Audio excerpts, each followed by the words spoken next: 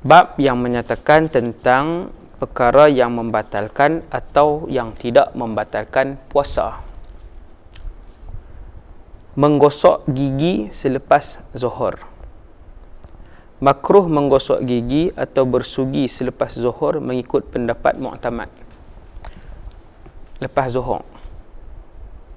Sebelum tidak makruh. Antaranya pendapat Al-Imam Ibn Hajar Al-Haytami dan ulama Syafi'iyah yang lain. Ketika menggosok gigi disyaratkan ubat gigi tidak tertelan, kerana jika tertelan ia membatalkan puasa. Yang pertama dia nak beritahu gosok gigi lepas zuhur makruh. Sebelum zuhur tidak makruh. Kemudian gosok gigi dalam tempoh berpuasa, kalau telan ubat gigi batal. Kalau tertelan ubat gigi batal. Dua.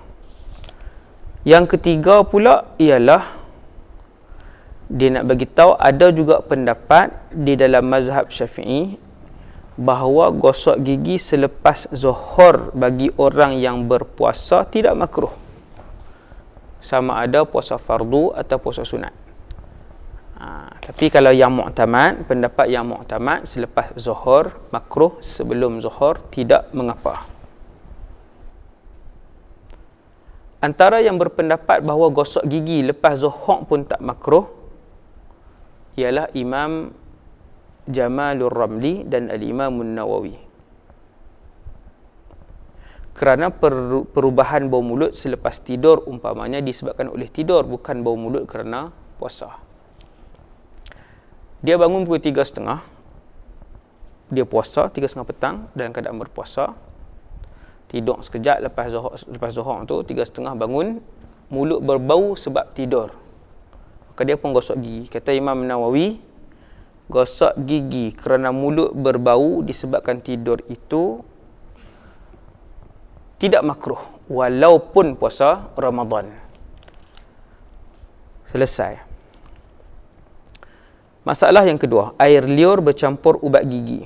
Jika orang yang menggosok gigi dengan ubat gigi, lalu air liurnya bercampur dengan ubat gigi dan masuk ke dalam mulut sehingga sampai kepada had yang zahir, maka batal puasanya.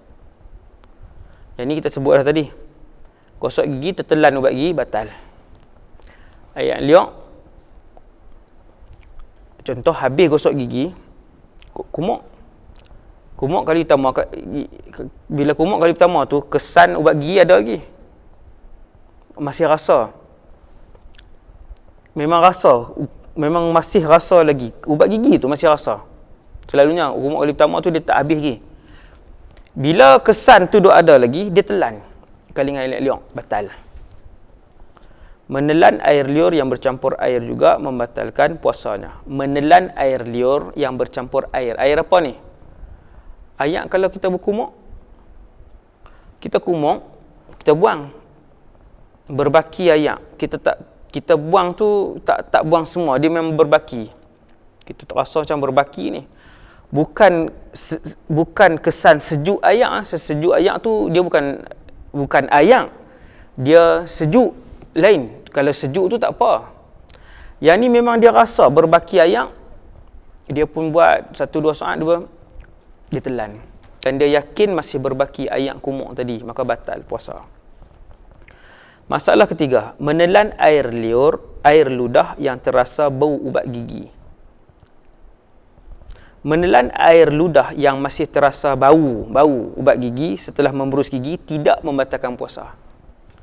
Itu tak apa. Dia sekadar bau saja. Dia tak ada zat ubat gigi tu tak ada. Zat tu diri ubat gigi itulah. Jasad ubat gigi tu ataupun ubat gigi itulah kan. Fizikal ubat gigi tu. Okey nah. Kalau setakat dia punya kedinginan dia, itu bukan, tak ada fizikal dia. Dingin, sejuk dia aja kita telan kesejukan tu. Kali dengan elok kita. Tak apa. Yang disebut di sini menelan, yang ni pun tak apa sebab bau ubat gigi. kan, bau ubat gigi tu setelah membasuh gigi tidak membatalkan puasa. Selama mana air ludah itu benar-benar bersih daripada ubat gigi atau benda lain, kerana bau ubat gigi atau pengharum mulut seperti listerin yang ada dalam mulut bukanlah termasuk benda yang merubah kemunian dan kesucian air ludah. Dia hanya sejuk dia tu je. Yang tu tidak membatalkan puasa. Masalah keempat, menggunakan kayu sugi yang basah. Jika terdapat banyak air ludah pada kayu sugi yang telah digunakan sehingga kan boleh diperah. Ni kayu sugi, kita hancurkan hujung ni kan, hancur. Basah kayu sugi, kita pun buat keluar. Basah tu sekira-kira, ni selepas tadi saya guna apa semua ni, ulak basah. Kalau buat macam tu, picit hujung ni kan hancur, kita akan hancurkan hujung ni. Di kayu sugi ni dia bukan hancur ke semua. Bahagian nak berus tu je hancur kan. Di sini je lah bahagian. Sekira-kira bahagian yang kita duk guna untuk berus tadi ni, untuk gosok kayu sugi tadi ni, kita buat macam tu, boleh titik ayak liok setitik, 2 titik. Jika terdapat banyak air ludah pada kayu sugi yang telah digunakan sehingga boleh diperah, maka ia boleh membatalkan puasa jika ditelan, kerana air ludah tersebut boleh mempengaruhi kemurnian ludah yang ada dalam mulut. Kita pun masuk balik, tak di luar, bawa masuk balik. Dalam ni ada banyak tadi ni, sampai boleh titik 2 titik. Masuk balik, isap. Yang tu yang kita telan. Batal. Sebab kaedah dia, ayat liuk kita, kalau duduk dalam ni, kita kumpul penuh, telan, itu tak batal. Ayat liuk kita sendiri. Kumpul penuh pun, selama dia di dalam mulut, tak keluar daripada bibir ni, duduk dalam, telan, tak apa. Ataupun duduk atas lidah kita pula, telan, tak apa, ayat liuk, duduk atas lidah. Tapi kalau dia dah keluar daripada bibir macam tu, ayat liuk, kita naik balik, tu batal. Tu konsep tu kan. Contoh kalau buat macam tu, teruk sangat dah tu.